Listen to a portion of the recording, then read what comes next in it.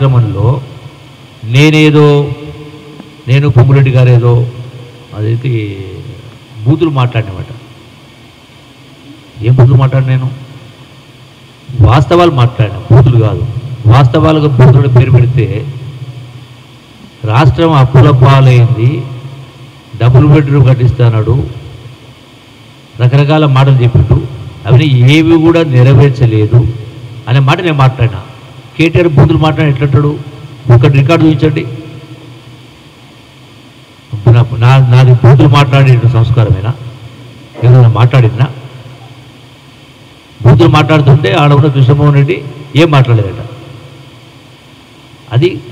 అదొక వేదిక, ప్రభుత్వ కార్యక్రమం. దాంట్లో అంటే ప్రభుత్వ కార్యక్రమం వేదిక కూడా పాల్పంచుకోవడా? ఎమ్మెల్యేలు రాకూడదా? పోతే పాటలు చేరినట్ట.